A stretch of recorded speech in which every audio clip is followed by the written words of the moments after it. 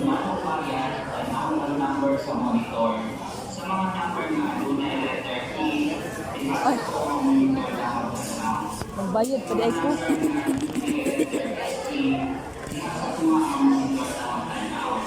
Kung bawas na ako ang number sa monitor, pwede na tamahin sa releasing window. Salamat!